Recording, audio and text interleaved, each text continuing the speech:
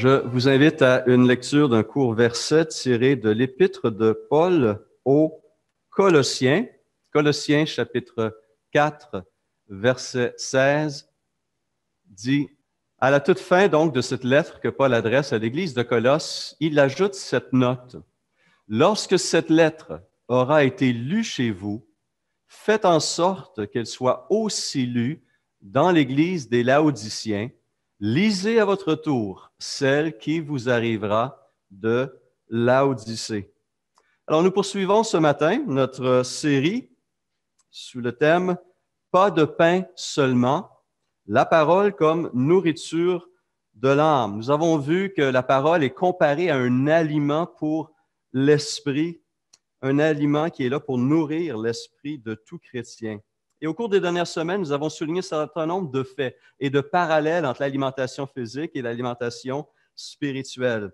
Et nous avons souligné que, autant pour notre corps que pour notre esprit, nous devons absolument manger de façon équilibrée. Et qu'est-ce qu'on voulait dire avec cela? Eh bien, nous avons souligné que toute l'Écriture est inspirée de Dieu et utile. Et on ne doit pas se limiter à ses versets favoris ou à son chapitre favori ou même à son livre favori. Dieu nous a préparé un repas gastronomique. Dieu nous a donné sa parole entière, de Genèse à l'Apocalypse. Et ces choses, cette nourriture est là pour nous aussi, peuple de Dieu, en ce 21e siècle.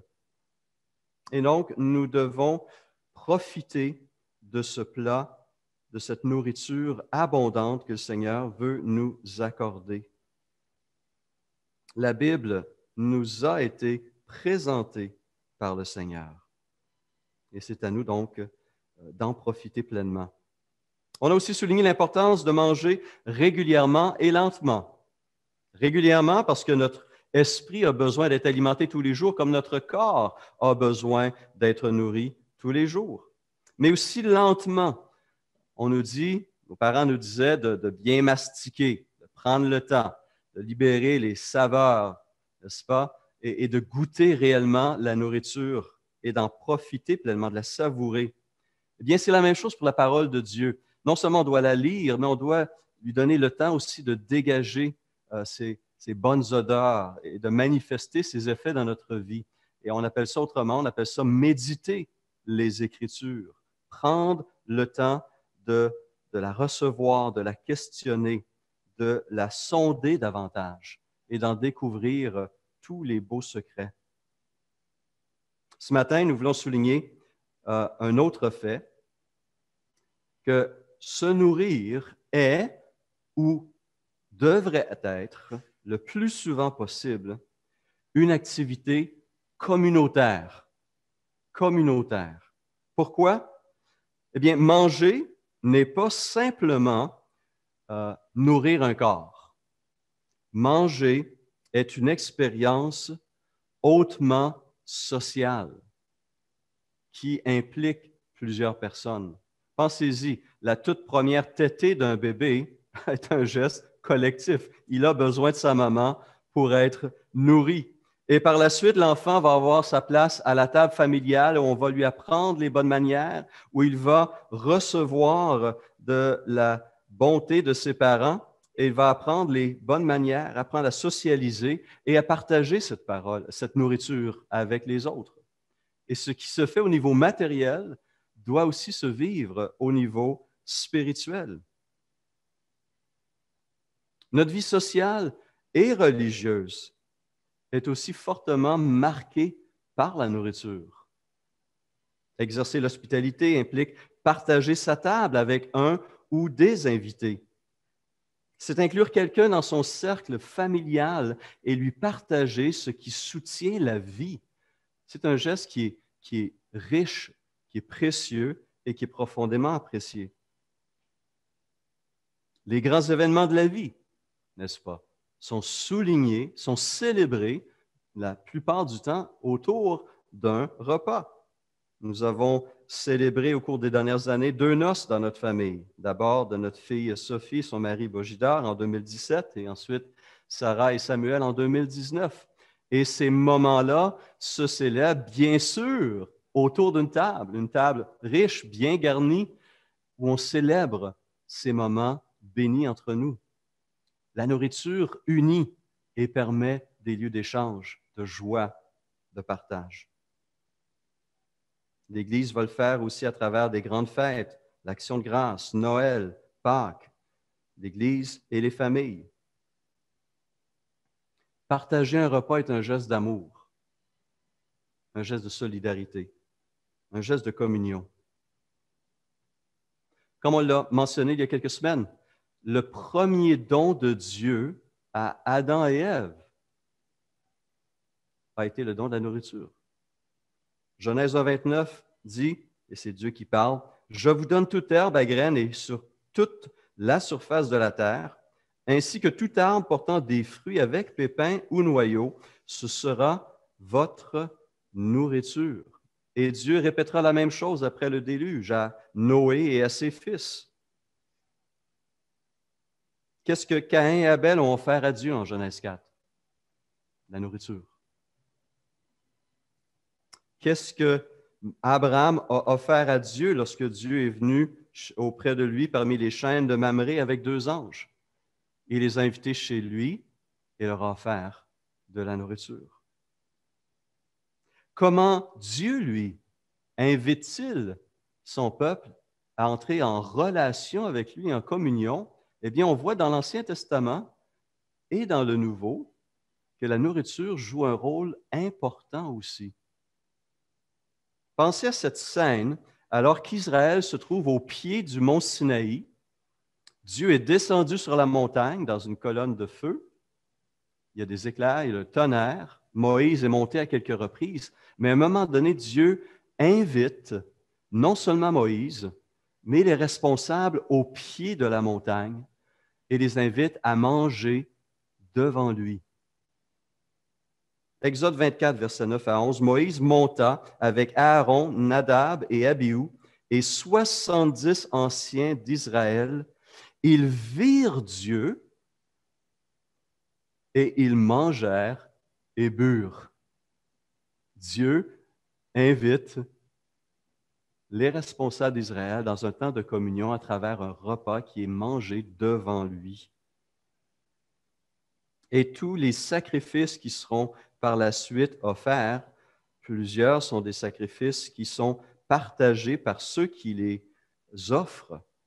Pensons entre autres au repas pascal, le tout premier repas pascal, la Pâque qui a permis au peuple d'Israël de quitter l'Égypte, quitter l'esclavage. Ils se sont partagés un agneau durant cette nuit qui précédait leur libération, autour d'un repas. Et ce repas pascal a été un geste à reproduire année après année après année pour se rappeler cette libération. C'est la même constatation pour la deuxième des 3 dîmes que les Israélites devaient présenter à Dieu. Regardez comment Deutéronome 14 nous présente cette deuxième dîme. Il dit, « Tu lèveras la dîme de tout ce que produira ta semence, de ce que rapportera ton champ chaque année, et tu mangeras devant l'Éternel ton Dieu, dans le lieu qu'il choisira pour y faire résider son nom, la dîme de ton blé, de ton mou et de ton huile, et les premiers-nés de ton gros et de ton menu bétail, afin que tu apprennes à craindre toujours l'Éternel, ton Dieu. Peut-être lorsque l'Éternel, ton Dieu, t'aura béni, le chemin sera-t-il trop long pour que tu puisses transporter ta dîme à cause de ton éloignement du lieu qu'aura choisi l'Éternel, ton Dieu, pour y faire résider son nom? Alors, tu échangeras ta dîme contre de l'argent, tu serras cet argent dans ta main, et tu iras au lieu que l'Éternel, ton Dieu, aura choisi. Là, tu achèteras avec l'argent tout ce que tu désireras. Des bœufs, des brebis, du vin et des liqueurs fortes, tout ce qui te fera plaisir, et tu mangeras devant l'Éternel, ton Dieu, et tu te réjouiras, toi et ta famille. Cette deuxième dîme était une dîme de célébration. C'était pour préparer un festin de joie devant l'Éternel. D'abord au tabernacle et ensuite au temple. Dieu invite son peuple dans cette communion joyeuse avec lui à travers un repas. Manger est un acte social et religieux. Sur le côté, la valeur sociale, je vous lis l'extrait d'un professeur en sciences de la nutrition pour les humains de l'Université du Manitoba, Paul Fieldhouse, dans un article qui a été publié sur le site de l'Institut Vanier de la famille. Il dit ceci concernant la valeur sociale de la nourriture. Il dit, pour la plupart des Canadiens, les repas font partie du quotidien, sont devenus si routiniers, si ordinaires, que l'on tient pratiquement la chose pour acquise. Pourtant, cette activité occupe une part centrale dans les relations sociales et les rituels culturels et revêt une symbolique et une fonction pratique dans le cadre des rassemblements. Dans toutes les cultures, partager la nourriture a toujours constitué un moyen quasi universel de répondre aux besoins d'association. L'hospitalité, le sens du devoir, la gratitude, le don de soi et la compassion s'y concrétisent. Un repas en commun, c'est bien plus que manger. C'est aussi échanger, créer et consolider des liens, des amitiés, enseigner et apprendre. Dès lors, on ne s'étonnera pas de l'importance capitale qu'occupent les repas familiaux dans la vie de famille. Le repas familial est un rituel quotidien qui symbolise la vie familiale commune. Il contribue à l'organisation de la famille, offrant à ses membres l'occasion de se réunir sur une base régulière et favorisant leur bien-être sur le plan physiologique, psychologique et social. Au quotidien, il contribue à donner un certain rythme et une structure à la journée, ce qui peut avoir un effet rassurant d'un point de vue psychologique. Donc, on voit ici l'importance de la nourriture matérielle, non seulement pour le corps, mais pour l'âme et l'esprit. On peut comprendre aussi pourquoi une des principales recommandations contenues dans le nouveau guide alimentaire canadien, dont vous avez la photo devant vous, si vous regardez au milieu de l'écran, la page de droite, le petit carré, ça dit ceci: « Prenez vos repas en bonne compagnie. » C'est une des principales recommandations du guide alimentaire canadien. Prenez vos repas en bonne compagnie. Tous ces conseils et toutes ces remarques s'appliquent aussi à notre alimentation spirituelle, à ce temps que nous passons dans la parole de Dieu. La Bible est une nourriture qui se consomme en communauté. Alors, nous avons, en tant que mouvement évangélique, mis l'accent sur ce que nous appelons le culte personnel.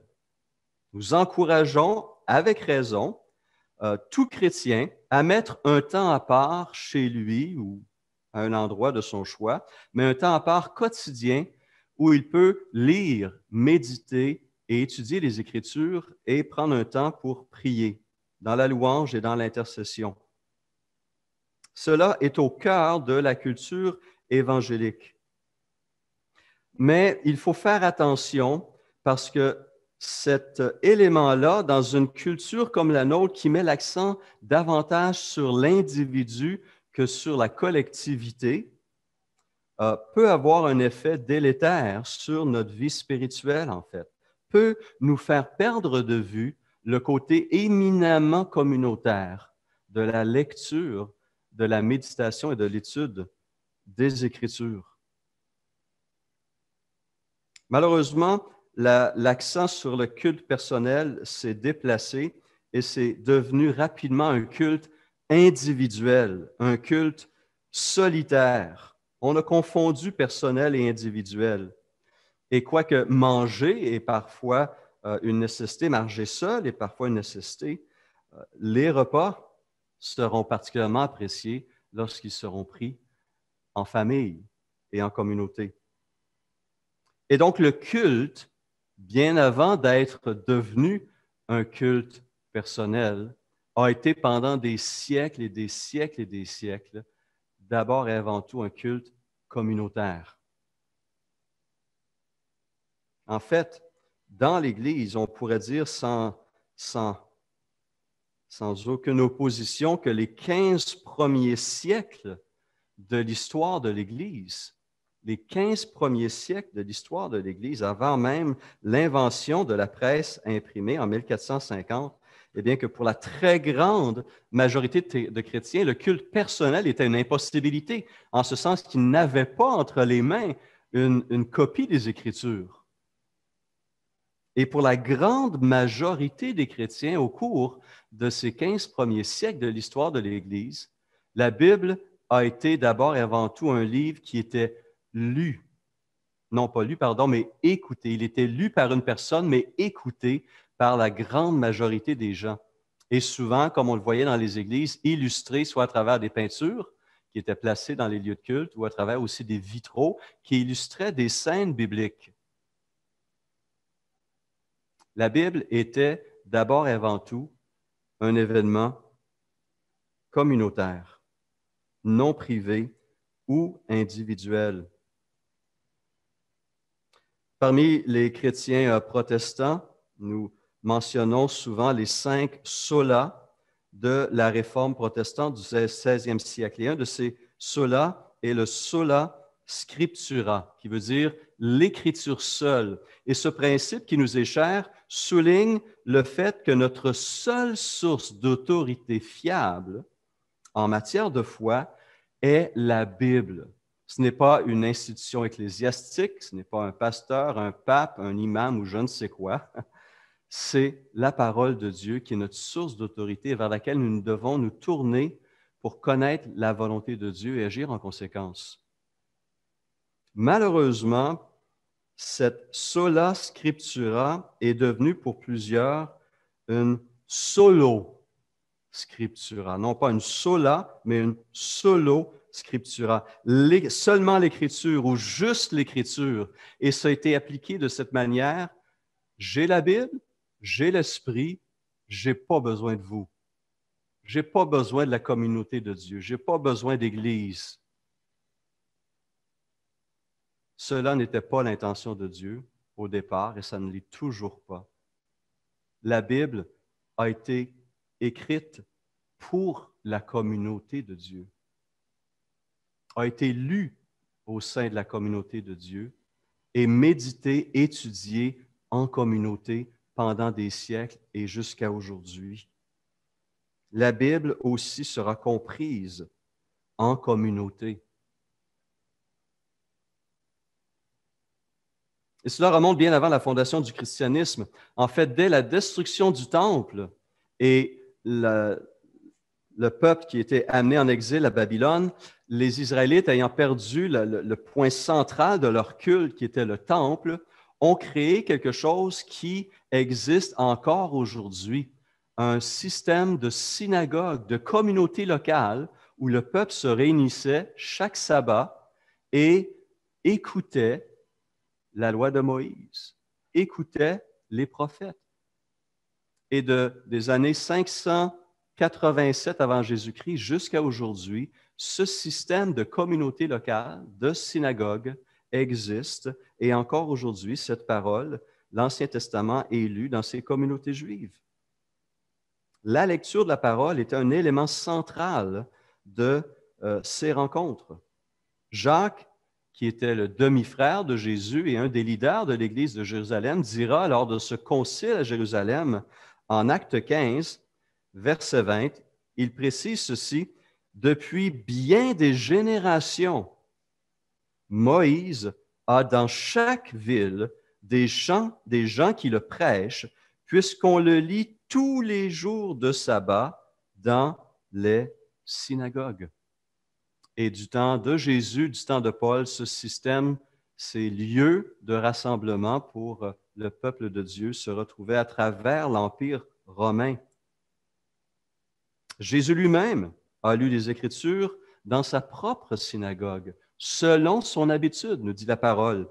Luc 4,16 dit ceci, « Jésus se rendit à Nazareth où il avait été élevé et, conformément à son habitude, il entra dans la synagogue le jour du sabbat, il se leva pour faire la lecture et on lui remit le livre du prophète Ésaïe. Et à travers ce geste, à travers cette lecture, ce texte choisi, commençait le ministère public de Jésus.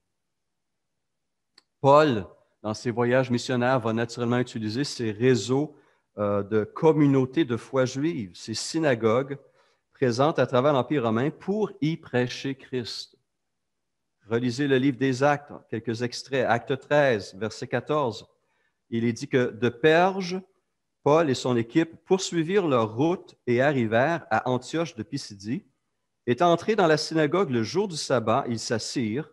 Après la lecture de la loi et des prophètes, les chefs de la synagogue leur envoyèrent dire, « Hommes frères, si vous avez quelque exhortation à adresser au peuple, parlez. » Plus tard, à son arrivée à Éphèse, raconte Luc en Acte 19, 8, Paul entra dans la synagogue et où il parla librement pendant 3 mois. Il discourut sur les choses qui concernent le royaume de Dieu, s'efforçant de persuader ceux qui l'écoutaient. Mais comme quelques-uns restaient endurcis et incrédules, décriant devant la multitude la voix du Seigneur, il se retira d'eux, sépara les disciples et enseigna chaque jour dans l'école d'un nommé Tyrannus. Cela dura 2 ans, de sorte que tous ceux qui habitaient l'Asie, juifs et grecs, entendirent la parole du Seigneur. Les Juifs de Bérée étudiaient les Écritures ensemble. Ils ont accueilli le message de Paul avec beaucoup d'empressement et, nous dit Acte 17, 11, ils examinaient chaque jour les Écritures pour voir si ce qu'on leur disait était exact. Non pas chez eux, individuellement, dans leur foyer, mais lorsqu'ils se réunissaient, ils examinaient ensemble.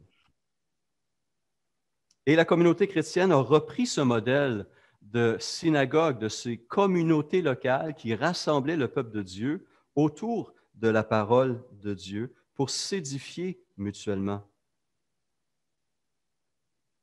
Et on a ce portrait, évidemment, qui est le tout premier portrait de la communauté chrétienne, la première église de Jérusalem, où on nous dit que les croyants persévéraient dans l'enseignement des apôtres et que tous les jours, ils étaient ensemble au temple et dans les foyers. Ils se nourrissaient quotidiennement de cette parole et ils le faisaient en bonne compagnie. Et donc, lorsque l'apôtre Paul, à son tour, s'est mis à écrire des lettres aux églises et sous la direction de l'Esprit, écrire des lettres inspirées de Dieu, il s'est adressé évidemment d'abord et avant tout aux communautés réunies, aux peuples réunis, aux églises et non pas prioritairement aux individus. Et il dit ceci, par exemple, à la toute fin d'un Thessaloniciens 5, il dit « Je vous en supplie par le Seigneur que cette lettre soit lue à tous les frères et sœurs. » L'importance de lire cette parole en assemblée. Mais il va plus loin, et c'est le texte qu'on avait au tout début de ce message. Il invite ces communautés de foi, il invitait ces communautés de foi à partager entre elles ces lettres. Colossiens 4,16, lorsque cette lettre aura été lue chez vous, faites en sorte qu'elle soit aussi lue dans l'église des Laodiciens et que vous lisiez à votre tour celle qui vous arrivera de Laodicée. Paul était conscient qu'il communiquait la parole de Dieu au peuple de Dieu. Et cette parole devait circuler. Et c'est à travers ce texte, cette exhortation et cette pratique qu'à travers le temps, un premier corpus, un premier corps, une première collection de lettres inspirées, des lettres de Paul qui circulaient parmi les églises, qui s'est créée. Et ça a été la semence qui a conduit à la création du Nouveau Testament. Et à travers les écrits des autres apôtres, ainsi le Nouveau Testament a été complété vers la fin du 1er siècle. Paul voulait que ces lettres soient non seulement lues par les assemblées qui les recevaient, mais il demandait à ces assemblées d'en faire des copies et de les distribuer aux autres églises. En passant, cette lettre aux Laodiciens qui est mentionnée ici, pour plusieurs, on voit dans cette lettre l'épître aux Éphésiens, qui était au départ, nous disent les experts, une lettre circulaire, une lettre que Paul avait écrite et qui devait être envoyée à plusieurs églises. Et on voit donc cette pratique qui était déjà là très tôt dans l'histoire de l'Église. Et Dieu promet de bénir ceux qui lisent et ceux qui écoutent la parole de Dieu. La toute première des 7 béatitudes du livre de l'Apocalypse, aussi le livre de l'Apocalypse a des béatitudes, il y en a 7. La toute première, verset 3 du chapitre 1er dit ceci: « Heureux celui qui lit et ceux qui entendent les paroles de la prophétie et qui gardent les choses qui y sont écrites, car le temps est proche. » Et ça commence en parlant de celui qui lit et de ceux qui entendent. Heureux sont ces personnes et qui ensuite les gardent. Alors, qu'est-ce que tout cela implique pour nous encore aujourd'hui? Eh bien, d'abord et avant tout, on doit se rappeler que la lecture et la méditation des Écritures ne doit pas être un acte purement solitaire, mais doit demeurer un acte solidaire, un geste qui unit la communauté du Seigneur. N'est-ce pas? Pensons entre autres à cette exhortation de Colossiens 3,16, où Paul écrit ceci: « Que la parole de Christ habite en vous dans toute sa richesse. Instruisez-vous et avertissez-vous les uns les autres en toute sagesse. » Et il mentionne entre autres par les psaumes, les hymnes et les cantiques spirituels. La parole devait être partagée en communauté, lue en communauté, et devait édifier toute la communauté. Cela veut dire qu'en tant qu'Église, ici à Renaissance, on doit garder une place centrale aussi à la lecture et à l'écoute des Écritures. Cela veut dire que ceux et celles qui sont appelés à lire cette parole doivent le faire d'une manière qui va honorer le Seigneur.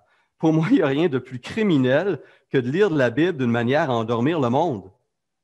Ça, pour moi, ça n'a aucune place. Que je sois président de culte, prédicateur, enseignant à l'école du dimanche, animateur d'un groupe vie, ce que je lis à mes frères et mes sœurs, c'est la parole vivante et puissante de Christ. Et cette réalité doit être expérimentée. Mais aussi, en tant qu'auditeur, je dois être un auditeur attentif à cette parole qui est lue. J'aime voir cette pratique qu'on constate à certains moments dans l'Ancien Testament, comme en Néhémie 8, et que plusieurs églises reprennent. Lorsque la parole est lue en assemblée, le peuple se lève, et écoute cette parole qui est lue. Un geste très intéressant. Ça veut dire quoi encore pour nous? Bien, la parole doit aussi être lue en famille.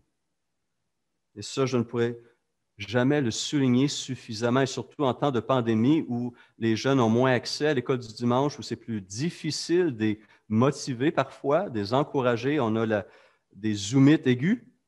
Ça, je peux comprendre. Et donc, les parents ont un rôle fondamental au niveau de l'éducation religieuse et spirituelle de leurs enfants. Deutéronome 4,9 dit « Prends garde à toi et veille attentivement sur ton âme tous les jours de ta vie, de peur que tu n'oublies les choses et que tes yeux ont vues et qu'elles ne sortent de ton cœur. » Et il ajoute « Enseigne-les à tes enfants et aux enfants de tes enfants. » Des siècles plus tard, Paul va souligner en 2 Timothée la contribution essentielle de la mère et de la grand-mère de Timothée dans la formation spirituelle de ce jeune homme. Elles ont mis en pratique Deutéronome 4,9 et on connaît les résultats sur la vie de Timothée. Le Nouveau Testament va souligner le rôle important des disciples, des enseignants et des pasteurs. Comment les premiers disciples devaient-ils former des disciples? Allez, baptisez-les au nom du Père, du Fils et du Saint-Esprit et enseignez-leur à observer tout ce que je vous ai prescrit. En passant, j'apprécie l'initiative d'Alain Blackburn. Alain, cette démarche qui remonte, je crois, à 3 ans, où tu as invité des frères et des sœurs à plusieurs reprises à se joindre à toi autour de le logiciel YouVersion pour étudier la parole de Dieu. Ces initiatives et d'autres aussi sont une bénédiction et réunissent le peuple de Dieu autour de cette parole. On doit souligner le rôle des enseignants, des moniteurs de l'école du dimanche, des animateurs de groupe vie, des pasteurs dans l'apprentissage de la parole. Souligner son aspect collectif. Paul mentionne en Éphésiens 4:11 que Christ a donné les uns comme apôtres, les autres comme prophètes, les autres comme évangélistes, les autres comme bergers et enseignants. Et pourquoi? Il l'a fait pour former les saints aux tâches du service en vue de l'édification du corps de Christ. Lorsqu'on envoie un élève à l'école, ce n'est pas juste pour lui donner un manuel puis lui dire « lis-le ». On lui donne aussi un enseignant, un professeur pour le guider à travers cette matière. Lorsque on a des travaux à la maison chez nous, le moment, faits par un jeune homme, et il me parlait de sa formation, après avoir été formé en classe, il a été jumelé à un compagnon. Il était un apprenti, il devait apprendre avec un compagnon pendant un certain nombre de temps avant de pouvoir accomplir librement, seul, son travail. Cette formation est collective. Et dans l'Église, c'est la même chose. Dieu a donné des moniteurs d'école du dimanche, des animateurs de groupe vie, des pasteurs, docteurs et d'autres enseignants pour édifier cette Église. Donc, nous sommes en période de pandémie, nous sommes isolés les uns des autres, mais nous ne sommes pas totalement coupés les uns des autres, ni de la vie communautaire, ni de la vie sociale et familiale. La parole de Dieu est une nourriture de l'âme qui est riche, diversifiée, vivifiante et fortifiante. Elle a été donnée par Dieu à son peuple pour l'édification de tout son peuple et pour son bonheur. Et une bénédiction particulière lui est attachée lorsqu'elle est lue en communauté, étudiée en communauté et vécue en communauté. Tous ceux qui croyaient étaient ensemble, nous dit Acte 2, et ils persévéraient dans l'enseignement des apôtres. Que Dieu bénisse sa parole et bénisse le peuple qui s'en nourrit jour après jour. Prions. Seigneur Jésus, nous sommes ici devant toi, devant nos écrans, et nous voulons, Seigneur, recevoir cette parole et réaliser à nouveau l'importance à tes yeux et l'importance pour notre propre démarche spirituelle, pour notre croissance spirituelle et pour l'impact spirituel qu'on peut avoir sur nos frères et sur nos sœurs, de vivre cette parole ensemble, de rechercher sa signification ensemble, de la sonder et de la vivre ensemble. Avant ce culte personnel, Seigneur, tu as mis l'accent sur le culte communautaire. Je te prie, Seigneur, pour nos frères et nos sœurs qui sont peut-être fatigués et lassés de se retrouver derrière ou devant leur écran. Et je te prie de renouveler, Seigneur, leur cœur et leur esprit, de leur permettre, à travers ces échanges, ces temps de partage, ces témoignages, ces lectures et ces enseignements, je te prie de renouveler à nouveau leur esprit et les remplir à nouveau de ta force, de ta sagesse, de ta paix et de ta joie. Aide-nous, s'il te plaît, à persévérer et à demeurer remplis d'espérance. Tu es le Dieu de l'espérance. Merci. Amen.